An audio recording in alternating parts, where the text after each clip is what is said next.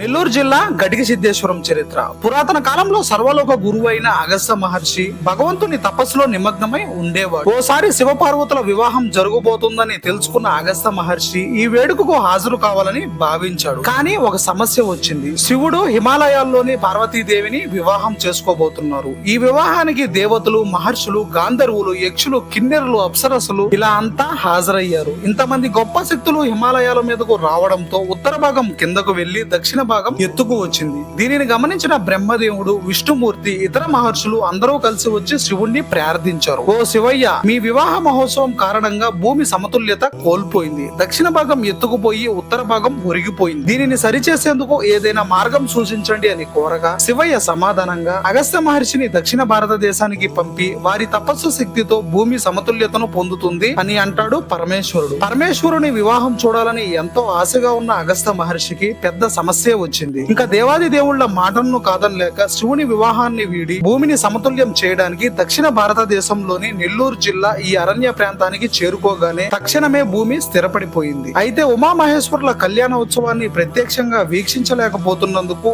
ఆయనకు బాధ కలిగి ఈ దట్టమైన అరణ్యాలలో తపోశక్తిని పెంచి కఠోర తపస్సు ప్రారంభించాడు అగస్త్య మహర్షి. నెక్స్ట్ రీల్ లో ఈ ఆలయ చరిత్ర గురించి మరింత సమాచారాన్ని తెలుసుకుందాం. ఈ రీల్ ని మీ ఫ్రెండ్స్ అండ్ ఫ్యామిలీ మెంబర్స్ కు షేర్ చేసేయండి. సైనింగ్ ఆఫ్, మీ ఐ లవ్ బుచ్చిరెడ్డిపాలెం.